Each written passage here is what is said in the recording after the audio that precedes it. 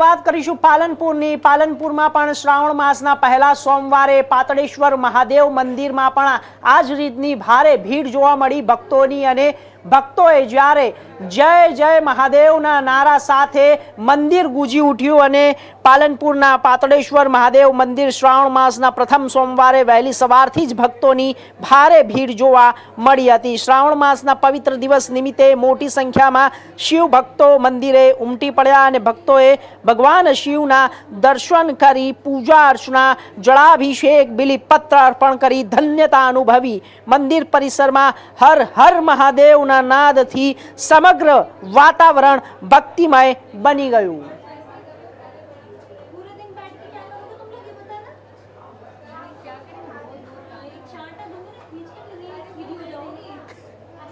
આજે શ્રાવણ મહિનાનો પ્રથમ સોમવાર છે, અને અહીંયા આગળ પાલનપુરની અંદર એટલે કે પાતાળેશ્વર મંદિરમાં અત્યારે ઘણી સંખ્યામાં, એમ કહેવાય કે બહુ મોટી સંખ્યામાં મેળા જેવો માહોલ થયો છે, અને કોઈ પોતાની શ્રદ્ધા પ્રમાણે ભાવિ ભક્તો આવે છે, અને કોઈ બીલીપત્ર, કોઈ દૂધ, આસ્થા પ્રમાણે જે પણ યોગ્ય લાગે એ પ્રમાણે બધું લઈને આવે છે, અને મોટી સંખ્યામાં માહોલ થયેલો છે। બહુ મેળા જેવું જબરદસ્ત થયું છે। પાલનપુરનું આ એક પ્રખ્યાત મંદિર છે, ત્યાં અમે પણ પરિવાર સાથે આવી અને એક ધન્યતાનો અનુભવ કર્યો છે। તો દરેક ભાવિ ભક્તોએ અહીંયા એકવાર તો આવવું જ જોઈએ। અને પાલનપુરની અંદર પાતાળેશ્વર મંદિર એટલે કે કીર્તિસ્તંભ આવેલું છે, તો દરેક ભક્તોએ પૂરા શ્રાવણ મહિનાની અંદર જ્યારે સમય મળે ત્યારે આવી અને ભાવિ ભક્તોએ દર્શન કરી જવા જોઈએ। અસ્તુ। આ પાલનપુર હિન્દુ સમાજ સંચાલિત પાતાળેશ્વર મહાદેવનું મંદિર છે।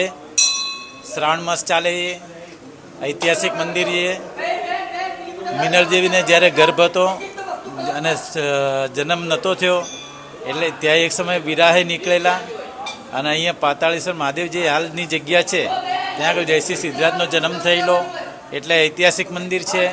શ્રાવણ માસ ચાલે છે, પબ્લિકનો ઘસારો જોરદાર છે, લોકો જળ ચડાવે છે, અને શ્રાવણ માસ દરમિયાન કાયમી અલગ અલગ પ્રકારના શણગાર થાય છે। સોમવારે વિશેષ પ્રકારના શણગાર થાય છે, અને વ્યવસ્થા બહુ સારી છે, અને લોકો વંદન કરી, પૂજા કરી અને ધન્યતા અનુભવે છે।